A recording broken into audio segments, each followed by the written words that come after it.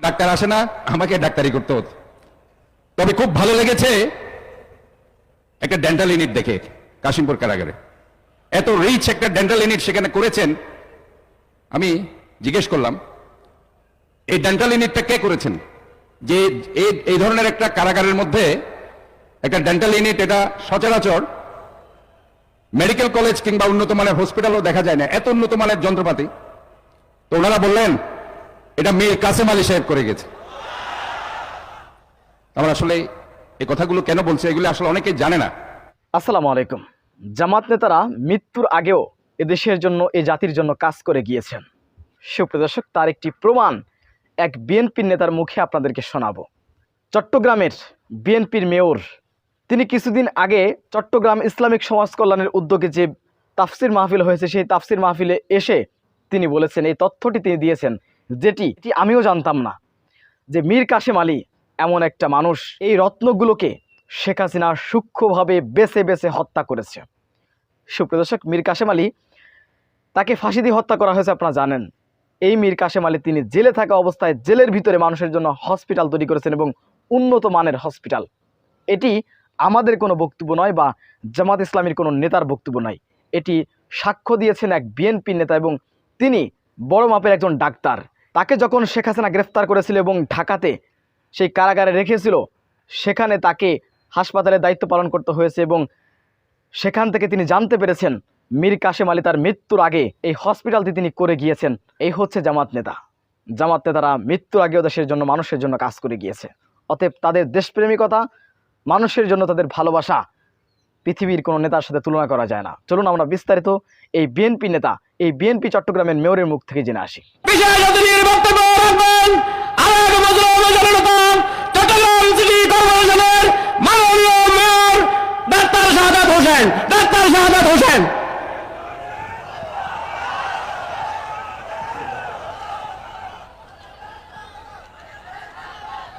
আসসালামু আলাইকুম ওয়া রাহমাতুল্লাহি ওয়া বারাকাতুহু। আউযু বিল্লাহি মিনাশ শাইতানির রাজিম। বিসমিল্লাহির রহমানির রহিম। ঐতিহাসিক প্যারেড গ্রাউন্ড,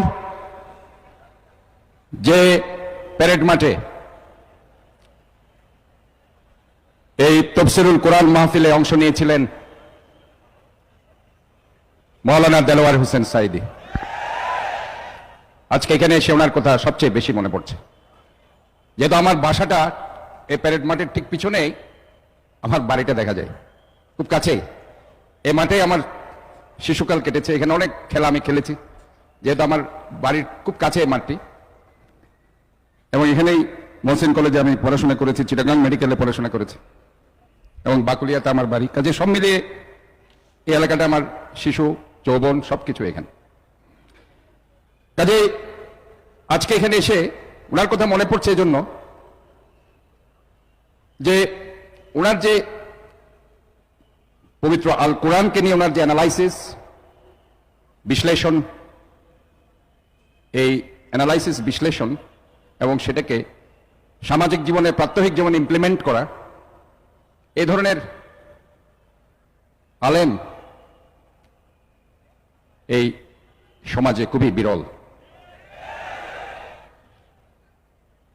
আজকে এখানে সভাপতিত্ব করছেন অধ্যক্ষ আলহাজ মোহাম্মদ আবু তাহের, এবং যিনি কিছুক্ষণ আগে বক্তব্য রেখেছেন, ওনার কথা আসলে না বললেই নয়। 2018 সালে যখন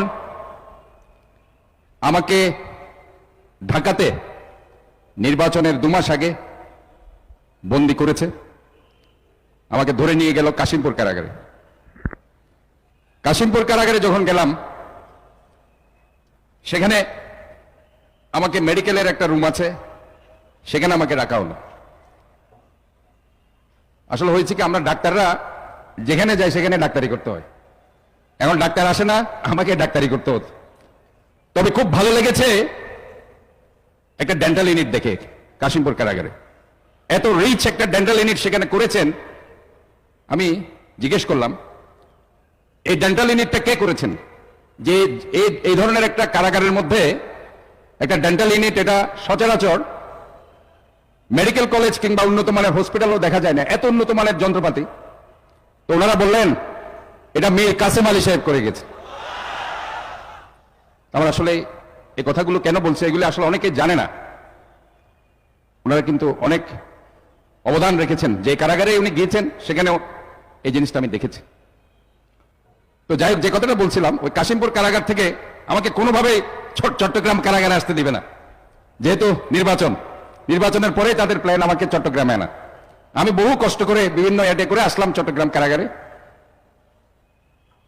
চট্টগ্রাম কারাগারে আসার পরে এই যে কিছুক্ষণ আগে যিনি বক্তব্য রেখেছেন, জামাতে ইসলামের সম্মানিত আমির, লোহাগাড়া সাতকানিয়া থেকে বারবার নির্বাচিত সংসদ সদস্য, দেশনেত্রী বেগম খালেদা জিয়া, যাকে অত্যন্ত স্নেহ করতেন, ভালোবাসেন,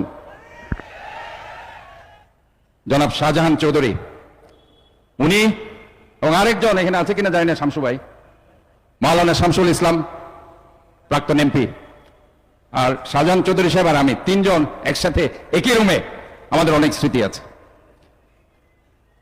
আমরা প্রায় 3 মাস সম্ভবত একসাথে আমরা কাটিয়েছি সেখানে, এবং সেই স্মৃতিগুলো আসলে এখনো আমি চিন্তা করি যে ওই সময়কার যে স্মৃতিগুলো। কাজে আজকে এখানে প্যারেড মাঠে অনেক বছর পরে তফসিরুল কোরআনের যে আয়োজন করা হয়েছে ইসলামী সমাজ কল্যাণ পরিষদের পক্ষ থেকে, চট্টগ্রাম সিটি কর্পোরেশনের মেয়র হিসাবে নয়, নগরের একজন সেবক হিসাবে আপনাদেরকে আন্তরিকভাবে আমি ধন্যবাদ জানাচ্ছি। আজকে অনেক আলেম সমাজের বড় বড় আলেমকে আজকে জুডিশিয়াল কিলিং এর মাধ্যমে হত্যা করা হয়েছে। আমি লিখেছি, মতিউর রহমান নিজামী সাহেব, মীর কাসেম আলী, আলী হাসান মুজাহিদ, আব্দুল কাদের মোল্লা, সালাউদ্দিন কাদের চৌধুরী। এটা কোনো সাধারণ হত্যা নয়, এটা হচ্ছে বিচার বিভাগকে ব্যবহার করে অত্যন্ত পরিকল্পিতভাবে তাদেরকে হত্যা করা হয়েছে। দ্যাটস কল্ড জুডিশিয়াল কিলিং, যেটা আমি বক্তব্যে বলেছিলাম, অনেকেই বোধহয় সেটা জানে। যখন এইগুলো করা হচ্ছে, এরপরে আমার এই বক্তব্যটা এসেছে, আমাকে ডিজিএফআই সেটা নিয়ে ইন্টারোগেট করেছে, কেন এই বক্তব্যটা আমি দিচ্ছি। সালাউদ্দিন কাদের চৌধুরী সাহেবের যখন ফাঁসি হয়, চট্টগ্রামে আমি হরতালের ডাক দিয়েছি। আজকে দেখুন, শাহজাহান চৌধুরী সাহেব আমাকে কিছু কথা বলেছে। আমি আপনাদেরকে বলতে চাই, বিএনপি ইনশাআল্লাহ আপনাদেরকে একসাথে নিয়েই কাজ করবে, সবসময় কাজ করেছে অতীতে। আর আওয়ামী লীগ সবসময় আমাদেরকে কষ্ট দিয়েছে এবং আসলেও কষ্ট দিবে। এরা নির্যাতন করবে, অনৈতিক মামলা, হামলা, বিচার বহির্ভূত হত্যা, গুম, নির্যাতন অতীতেও যেভাবে করেছে, আগামীতেও তারা সেগুলো করবে। কাজে তাদের স্থান বাংলাদেশে হতে পারে না, এটাই হচ্ছে কারণ। সন্ত্রাসী যে হোক, তার কোনো দল নেই, কার কোনো ধর্ম নেই, সেই হচ্ছে সন্ত্রাসী। আমি আলিফ হত্যার পর বলেছিলাম যে সন্ত্রাসীদের কোনো দল থাকতে পারে না, কোনো ধর্ম থাকতে পারে না। সন্ত্রাসী হচ্ছে সন্ত্রাসী, তাদেরকে বিচার বিভাগের আওতায় আইনের হাতে তুলে দিয়ে তাদের বিচার করতে হবে।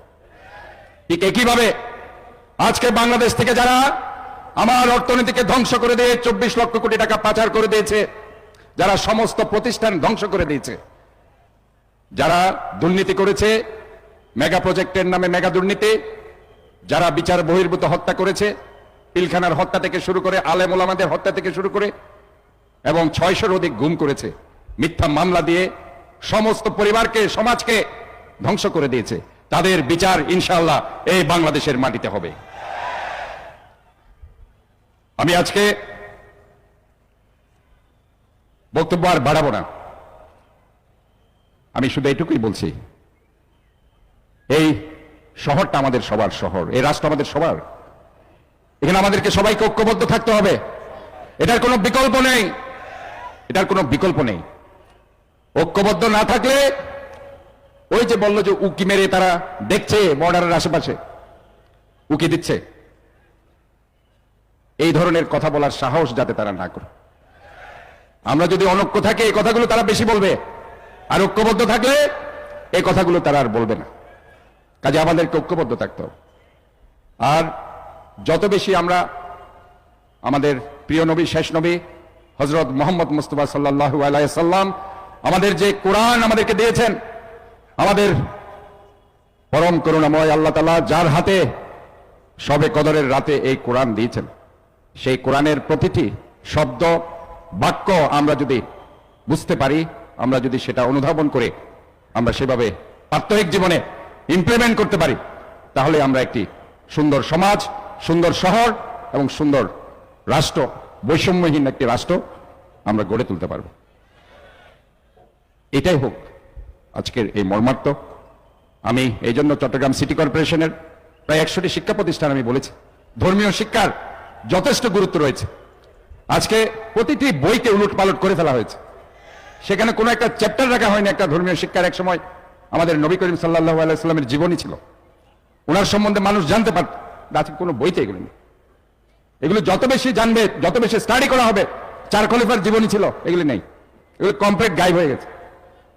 কাজে শিক্ষা প্রতিষ্ঠানগুলো তো এইসব বইতে এগুলো আনতে হবে, তাদের জীবনী আনতে হবে, তাদের লাইফ স্টাইল, তারা কিভাবে সিম্পল লাইফ লিড করেছে, ইসলামের জন্য কি করেছে, কতটুকু ত্যাগ স্বীকার করেছে, এগুলো যদি আমরা জানতে পারি, তাহলে প্রাত্যহিক জীবনে আমরা সেগুলোকে সঠিকভাবে আমরা ইমপ্লিমেন্ট, ইনশাআল্লাহ আমরা একটি সুন্দর রাষ্ট্র আমরা তৈরি করতে পারব।